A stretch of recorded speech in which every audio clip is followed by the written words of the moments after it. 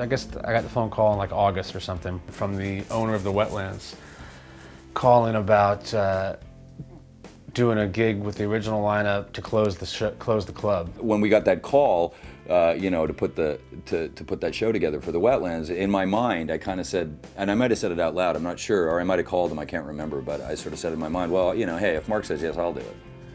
Nobody wanted to be the pinhead that said no. I missed playing in the Spin Doctors. It was the only thing I really played, the kind of music I played where I got to really be myself. The gig was set, there was a good buzz about it, and we got together for one day rehearsal the day before the gig in New York. Everybody showed up. First time we've all four been in a room together for I guess at that point about 7 years. Walked in the room and it was definitely a heavy moment. And basically we just started playing. I think the first song we played was What Time Is It? And immediately it was just sounded awesome. It sounded amazing. It hadn't sounded that way since Eric left the band. This all led up to making the record, which we thought about different producers, and we kind of had a couple of different people. Ended up going with Matt Wallace. Yeah, he'd worked with Blues Traveler. Maroon 5 was doing really well. I checked out the Maroon 5 record. I thought it was a really cool record. Made the record in a relatively short amount of time, and I think the record has, it lives and breathes, has a life of its own. It's a really bold record in that I think it's pretty adventuresome for them and also for this kind of era of music. Boy, when the mixes started coming back, I just couldn't believe it. If we hadn't met Matt Wallace, it would have never happened as well as it's happening now. And he really helped take what we had and take it to the next level. And in a lot of cases, a song like Nice Talking to Me, for instance, which was an old song from 15 years ago that never really was completed. It was just a great riff.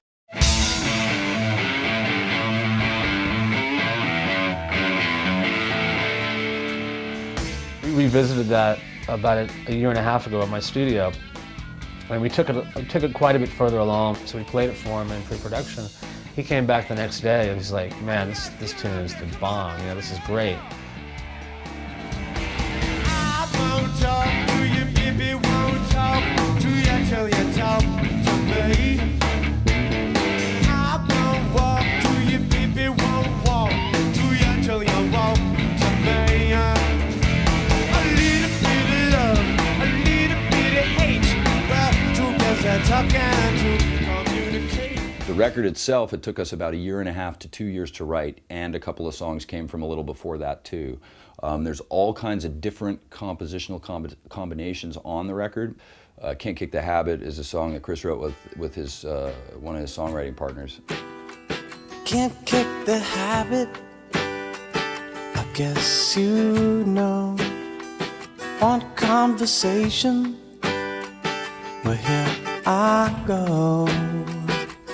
I can't stand it. Facing this alone. The fact that we actually got back together after this time and made a record of this caliber, I think is really great. I mean, I can't even believe the depth in the record. Not just me. Chris's lyrics, Aaron's drumming, Mark's bass playing. I can hear the 7-year stretch in. It's like when you take time off and you go back to something. It's got all that in there. Well, I love the new record. I mean, this record is, for me, it's unbelievable. We're a band that's had some success, but we broke up, we fell on some hard times. Now, in a humble way, I really feel like we have a record that people, I think, really might like a lot.